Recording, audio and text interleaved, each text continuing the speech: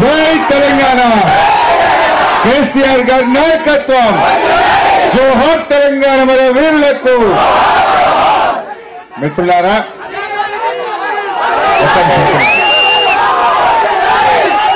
ఇంత పెద్ద ఎత్తున రాత్రి 9 అయినా ఇసుకేస్తే రాలనంత జనంతో అంబేద్కర్ చౌరస్తాకు తరలి వచ్చిన మా అక్క చెల్లెళ్లకు అన్నదమ్ములకు శివశివానికి నమస్కారం తెలియజేస్తా ఉన్నా. మీ ఊపు మీ ఉత్సాహం చూస్తా ఉంటే వెంకట్రామరెడ్డి గారు ఎంపీ అయిపోయిండ్రు. వెంకట్రామరెడ్డి ఎంపీ అయ్యేది బాగా లేట్ అయింది. నేను ఎక్కువ టైం తీసుకోను, కానీ కొంచెం 5 మాటలు జాగ్రత్తగా వినండి. ఈ ఎన్నిక ఒకరిని గెలిపియడానికో అధికారం కోసమో పదవుల కోసమో కాదు, తెలంగాణ భవిష్యత్తు కోసం బీఆర్ఎస్ పార్టీ కారు గుర్తుకు ప్రవర్తించిన అవసరం ఉంది. మొన్న రేవంత్ రెడ్డి ఎక్కడో మాట్లాడుతూ ఢిల్లీ నుంచి బీజేపీ వాళ్ళు ఏమిచ్చిండ్రు, గాడిద గుడ్డు ఇచ్చిండ్రు అన్నాడు. అన్నారా? నేస్తున్న రేవంత్ రెడ్డి ఈ 4.5 నెలల్లో 5 నెలల్లో నువ్వేమిచ్చినావు గాడిద గుడ్డు తప్ప. ఢిల్లీలో గాడిద గుడ్డు ఇచ్చాడు అని కొత్తగా నువ్వు చెప్పేదేందా? 10 ఏళ్లకెళ్ళి మేము చెప్తూనే ఉన్నాం. 10 ఏళ్లకెళ్ళి నరేంద్ర మోడీ గారి ప్రభుత్వం బీజేపీ ప్రభుత్వం తెలంగాణకు మొండి చేయి చూపింది, గాడిద గుడ్డు ఇచ్చిందని 10 సార్ల నుంచి మేము చెప్తూనే ఉన్నాం. 157 మెడికల్ కాలేజీలు ఇచ్చినా బీజేపీ తెలంగాణకు మెడికల్ కాలేజ్ ఇయ్యలే, నర్సింగ్ కాలేజ్ ఇయ్యలే, నవోదయ విద్యాలయం ఇయ్యలే, ఒక జాతీయ ప్రాజెక్టు ఇయ్యలే, మంచి నీళ్లకు 1 రూపాయి సాయం చేయలే, చెరువులు మంచిగా చేస్తే పైసా సాయం చేయలే. ఇది మేము 10 ఏళ్లకెళ్ళి మేము చెప్తున్నది. నువ్వు కొత్తగా చెప్పేది ఏందా రేవంత్ రెడ్డి? నీ సంగతి తెలియదా? ఏం చెప్పినావు నువ్వు? బాండ్ పేపర్ మీద రాసిచ్చినావు. బాండ్ పేపర్ మీద 100 రోజుల్లో 6 గ్యారంటీలు అమలు చేస్తానని కుర్చీలో కూర్చొని ఎగబెట్టింది నువ్వు కాదా? నువ్వు ఏం చెప్పినావు? డిసెంబర్ 9 నాడు అధికారం చేపట్టంగానే రుణమాఫీ చేస్తా అన్నావు. అయిందా? తమ్మిగా రుణమాఫీ చూపి ఒకసారి మా అక్క జిల్లాలకు నంగు నువ్వులకు టీవీలో ఎంత ముద్దుగా అబద్ధం ఆడిండో, ఎట్లా ఎగబెట్టిండో ఒకసారి చూపి మా అక్క జిల్లాలకు.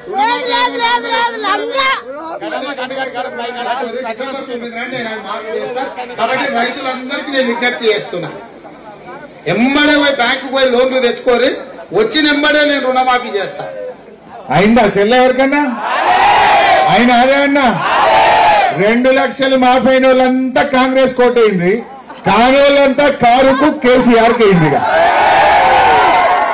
ఎంత ముద్దుగా అబద్ధం ఆడిండు.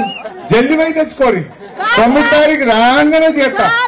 ఆయన 9 తారీఖు దాకా కూడా ఓకే పెట్టలే, ఎవరు కూర్చుకపోతాడని 7 తారీఖు నాడే కూర్చున్నాడు. ఎప్పుడేమో 2 రోజుల ముందెక్కిండు, మాఫీ చేయమంటే జరాగంటుండు. ఇగో ఇది ఆయన సంగతి.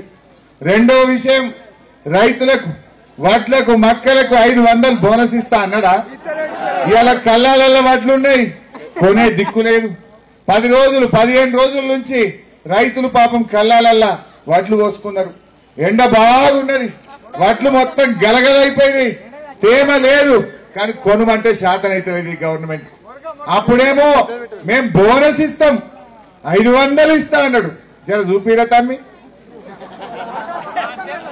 చూడండి. 960 రూపాయలున్న వరి కనీస మద్దతు ధరకు మించి 2500తో వడ్లు కొనే బాధ్యత. ఏమన్నట్లే 2500 పెట్టి వడ్లు కొంటా అన్నాడు. కొంటురా? 2500 కొంటున్నారా? 2500 దిక్కులేదు, 2200 దిక్కులేదు, కొనే దిక్కు లేకుండా అయింది ఇలా కళ్ళాలల్లా. రైతులందరూ కూడా మన కేసీఆర్ పుణ్యమాని ఇంత కాలువ రవి ఎండాకాలంలో చెరువులు నింపితే, కరెంటు మంచిగా ఇస్తే, సబ్ స్టేషన్లు కడితే, ట్రాన్స్ఫార్మర్లు మంచిగా బిస్కెట్ల లెక్కిస్తే ఇంత బంగారం వల్ల ఇంత పంట వండింది. లోకమంతా పంటలు ఎండినాయి, కానీ మా నంగునూరు కాడ అయితే రూపాయికి 95 పైసలు వండించిన నేను. ఎండకుండా రంగాన్ని నేను గా రంగనాయక సాగర్ కట్టిన కనుక, గా కాలువలు తవ్విన కనుక, మీ చెరువులు నింపిన కనుక బంగారం పోలే పంట వండింది. ఈ కాంగ్రెస్ లో గుణ శాతం అవుతున్నదా? గా వడ్లు కూడా ముఖం లేదు. ఇంకా మాట్లాడమంటే ఏదో పెద్ద పెద్ద మాటలు మాట్లాడుతుండ్రు. ఇవాళ 2500 వడ్లు కొంటా అని మోసం చేసిండా లేదా? మోసమేనా కాదా ఇది? ఇకపోతే మా అవ్వ తాతలు ముసలోళ్ళకి ఏమన్నాడు, మన కేసీఆర్ ఉండగా బీడీలు చేసే అక్క చెల్లెలకు, ముసలోళ్లకు, భర్త చనిపోయిన వితంతురాలకు, చేనేత కార్మికులకు, గీత కార్మికులకు 200 ఉన్న పెన్షన్ 2000 చేస్తా అంటే చేసిండా లేదా చెల్లె? వీళ్ళు ఏం చెప్పారు, మేము రాగానే 4000 ఇస్తాం. చూపిరా పోయి 4000 సంగతి. పెన్షన్ ఎంత వస్తుంది? 2000 వస్తుంది కదా. వచ్చే నెల నీకు 4000 నీ ఖాతాలో పడతాయి. వచ్చే నెల డిసెంబర్ 9 నాడు, డిసెంబర్ 9 నాడు పెద్దమ్మా 2000 కాదు, ఇందిరమ్మ రాజ్యం వచ్చి నీకు 4000 రూపాయలు పెన్షన్ వస్తాయి. ఎవరు నడుపుకునే పనులు.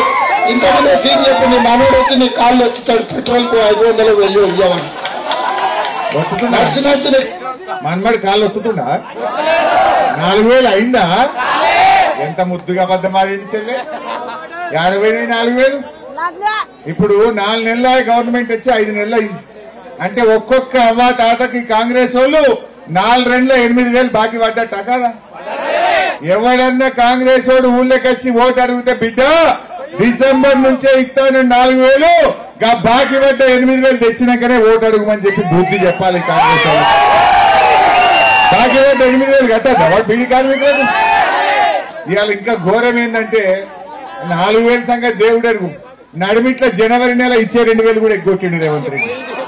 జనవరి పింఛన్ పోయింది అదే ఒకటి. నడిమిట్లో ఒక నెల ఎగరగొచ్చిండు అదేదా? వెనకట్టుకో సామెత ఉండే, అన్న వస్త్రానికి కొత్త ఉన్న వస్త్రం పోయిందట. 4,000 ఇస్తాడని ఆశపడితే జనవరిలో 2,000 కొట్టిండి పుణ్యాత్ముడు. ఈ 2,000 కొట్టిన పుణ్యాత్ముడు మోసం చేసినట్టా కాదా? నేను ఒకటి అడుగుతా, మన ఊళ్ళల్లా ఎవరైనా చెక్ ఇచ్చినాక బ్యాంకులో బౌన్స్ అయింది అనుకో, చెక్ బౌన్స్ అయితే చట్ట ప్రకారంగా శిక్ష పట్టదా పడదా? చెక్ బౌన్స్ అయితే ఏమైతుంది? శిక్ష పట్టదా? మరి కాంగ్రెస్ వాళ్ళు ఇచ్చిన బాండ్ పేపర్ బౌన్స్ అయింది కదండి. మరి ఇప్పుడు బాండ్ పేపర్ మీద ఏమి రాసి ఇచ్చిర్రు? 6 గ్యారెంటీలు అమలు చేస్తాం, 6 గ్యారెంటీలు 100 రోజుల్లో చేస్తా అన్నాడు. మరి బాండ్ పేపర్ అమలు అవుతుందా? మరి బాండ్ పేపర్ బౌన్స్ చేసిన ఈ కాంగ్రెస్ వాళ్ళకి శిక్ష పడాలన్నా వద్దా? శిక్ష వేయాలన్నా వద్దా? ఒక 13 తారీఖు నాడు ఈ గుంపు మేస్త్రి గూబ వలిగేటట్టు చెప్తాను కదా నేను గుంపు మేస్త్రి అని. మరి 6 తారీఖు నాడు కారు మీద కీ కీ కీ అనేటట్టు గుద్దుతే ఈ గుంపు మేస్త్రి గూబ వలగాలి. వలగాలన్నా వద్దా?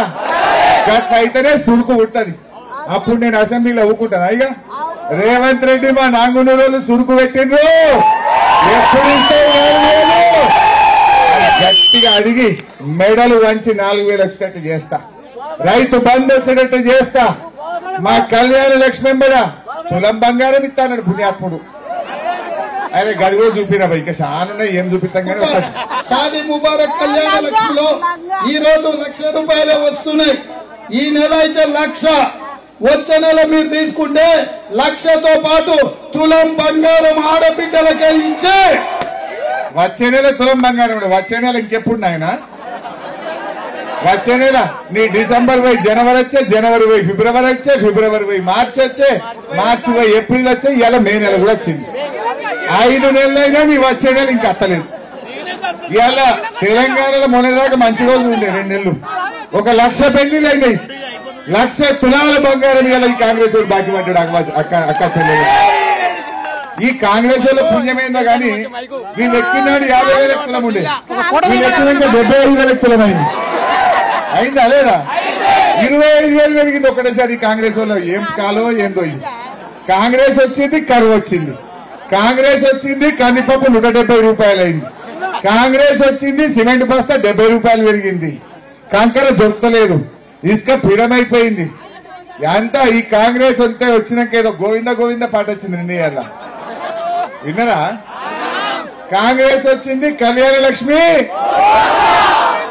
24 గంటల current, KCR kit, Rythu Bandhu, Govinda Govinda, Congress party Govinda. అంతేనా? ఇంత అన్యాయం చేసిన కాంగ్రెస్ కు బుద్ధి చెప్పొద్దా? ఏమంటాడు రేవంత్ రెడ్డి? నేను అసెంబ్లీలో గట్టిగా అడిగిన అనుకో, ఏమయ్యా హరీష్ రావు నువ్వు ఇంత గట్టిగా అడుగుతున్నావు, తప్పిపోయాడు ఈ రంగునూరులో కాంగ్రెస్ కేసింది అనుకో, ఏమంటాడు? 2 లక్షల రుణమాఫీ ఎగ్గొట్టినా, రైతు బంధు ఎగబెట్టినా, తులం బంగారం ఆగం చేసినా, అవ్వతాతలకు 4,000 ఎగబెట్టినా, అక్క చెల్లెలకు 2,500 ఇస్తానని మోసం చేసినా, ఆడపిల్లలకు స్కూటీలు ఇస్తాను ఎగబెట్టినా, నిరుద్యోగ యువతకు 4,000 ఇస్తానని మోసం చేసినా, అయినా నాకే ఓటేసిండు అంటాడా అనడా? మరి ఆయన నేను గట్టిగా మెడలు వంచాలంటే ఆయన బుద్ధి చెప్పాలనే వద్దా? ఈ నడిమిట్లా బీజేపీ ఆయన వచ్చిండు ఒక ఆయన. గా బీజేపీ ఆయన చూపిరా తమ్మి, ఈడొక బీజేపీ ఆయన పోటీ చేస్తున్నాడు. ఆయన ఎన్ని అబద్దాలు ఆడతారంటే ఆయన నోటికి మొక్కాలి. దుబ్బాకలో కూడా పోటీ చేసిండు. ఎలక్షన్లలో ఏమైనా 2 ఎడ్లు, నాగలి, నిరుద్యోగ భృతి, దవాఖానా, రైలు, టెక్స్టైల్ పార్క్ అని చెప్పిండు.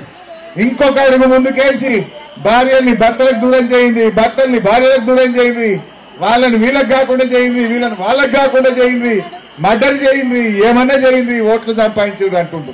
జర చూడుండా, చూసినాక చెప్తాను.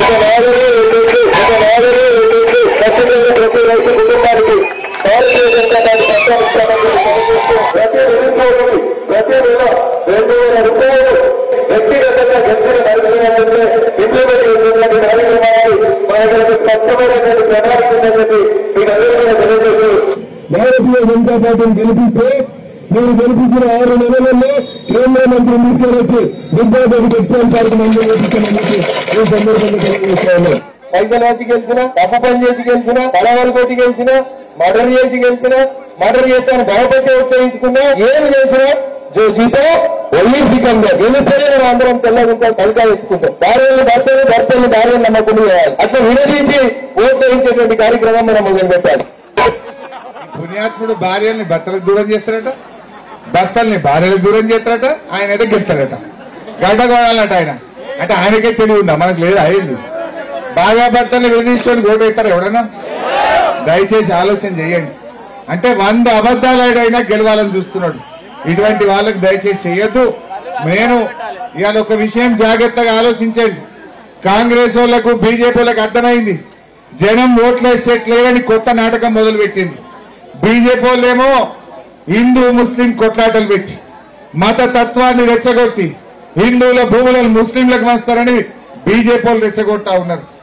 కాంగ్రెస్ వాళ్ళు బీజేపీ గెలిస్తే మీ రిజర్వేషన్లు పోతాయి అని వీడో కొత్త నాటకం మొదలు పెట్టిండు. ఈ రిజర్వేషన్లు పోతాయా? భారత రాజ్యాంగంలో రిజర్వేషన్లు మార్చే హక్కు ఎవరికీ లేదు. కానీ ఇలా నయ నాటకం. ఎందుకంటే రేవంత్ రెడ్డి గాడిద గుట్టిచ్చిండు. ఏమిచ్చిండు?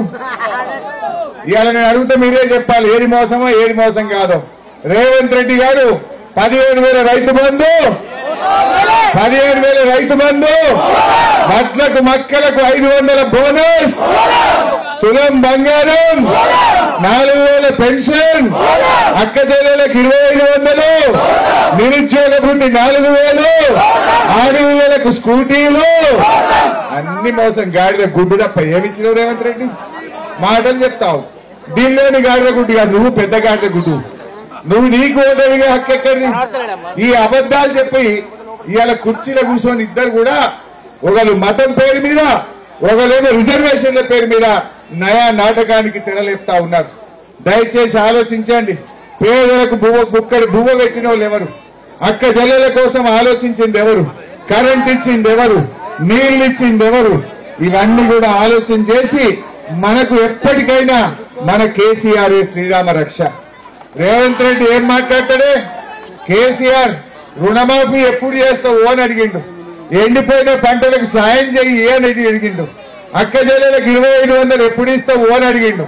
అడిగితే ఈ రేవంత్ రెడ్డి అంటాడు, మన కేసీఆర్ ను పట్టుకొని నీ చెడ్డి ఊడవీక్తా అని మాట్లాడతాడు. ఒక ముఖ్యమంత్రికి అట్లా మాట్లాడొచ్చునా? ఏం తప్పు చేసిండు కేసీఆర్? సాగు నోట్లో తలబెట్టి కానే కాదన్న తెలంగాణ తెచ్చుడు కేసీఆర్ చేసిన తప్ప, మా రైతులకు సాయం చేయమని అడగడం తప్ప, గా రుణమాఫీ ఎప్పుడు చేస్తామని అడుగుడు తప్ప, ఎండిపోయిన పొలాలను సాయం చేయమని అడుగుడు తప్ప, గా మాట అడిగితే కేసీఆర్ ను గట్లా తింటాడా? ఇది కేసీఆర్ ను తిట్టుడంటే మనం తిట్టినట్టు కాదా? మన సిద్దిపేటను తిట్టినట్టు కాదా? మా నంగనూరుని తిట్టినట్టు కాదా?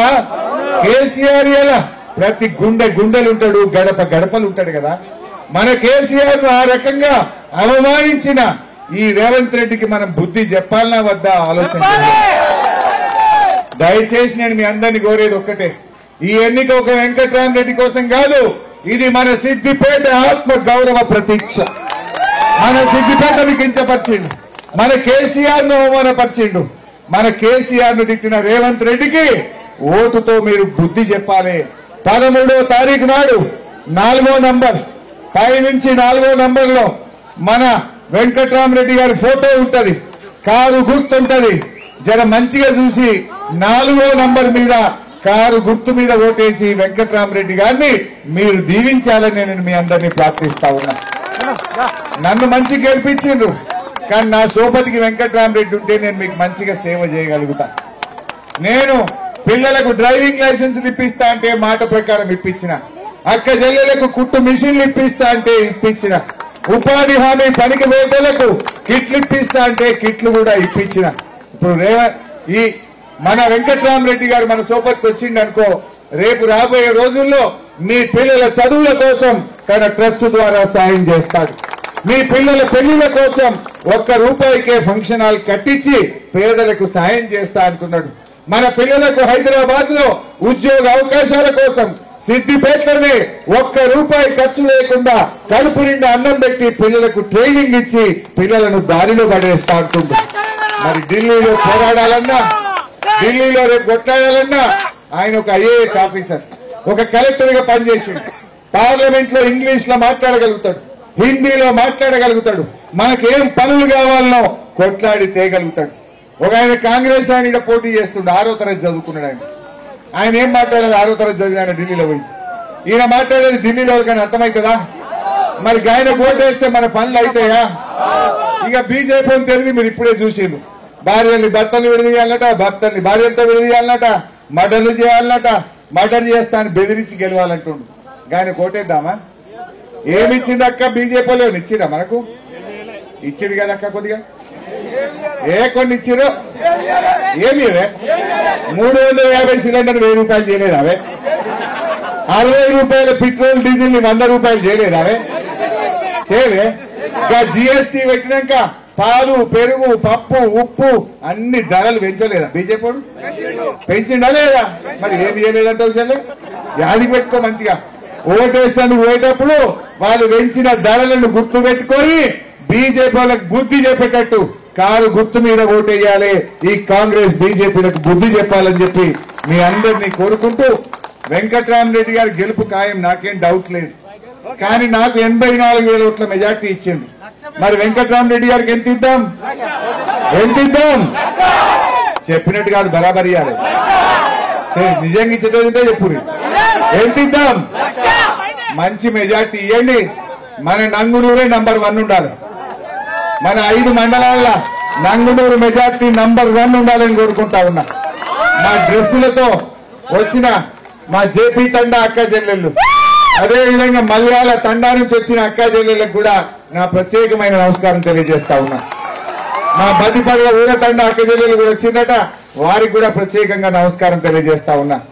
మరి అదేవిధంగా చాలా మంది ఇవాళ ఎంతో ఓపికతో ఊర్లే తాళాలు వేసినట్టున్నారు. నేను వస్తా ఉంటే పాలమాకుల కాడ, ముండ్రాయి కాడ, రాంపూర్ కాడ ఒక్క మనిషి రోడ్డు మీద కనబడలే. ఊర్లు వచ్చి జన సమన్వయంలాగా ఈ సభను విజయవంతం చేసిన బీఆర్ఎస్ పార్టీ కార్యకర్తలకు, సర్పంచ్లకు, ఎంపీటీసీలకు, బూత్ కమిటీ సభ్యులకు, కోఆపరేటివ్ డైరెక్టర్లకు, పార్టీ సీఓకు నమస్కారం తెలియజేస్తా ఉన్నా. నంగునూరు అంటే మన కేసీఆర్ కు చాలా జాగవుతల ఊర్లకు ఆ రోజుల్లో తట్ట మోసి మరి ఆ బ్రిడ్జ్ చేసి ఎర్ర బస్సు తెచ్చిండు మన కేసీఆర్. కూడా కానీ చెక్ డ్యాంలను నీళ్లు చూపించి అలా బంగారం మలయాళ దిక్కు పోతే మక్కలు 30 క్వింటాలు వచ్చినాయి సార్, మంచి పంట పండింది తాత, మీరు బర్కత్ గల్ల పంట పండింది, నీ కడుపు చల్లకుండాను పెద్ద మనిషి నన్ను అంటే నాకెంతో సంతోషమైంది. అందువల్ల ఇది సిద్దిపేట ఆత్మ గౌరవం నిలబెట్టాలంటే మీరందరూ కారు గుర్తు మీద ఓటేసి వెంకట్రామరెడ్డి గారిని దీవించాలని కోరుతూ జై తెలంగాణ.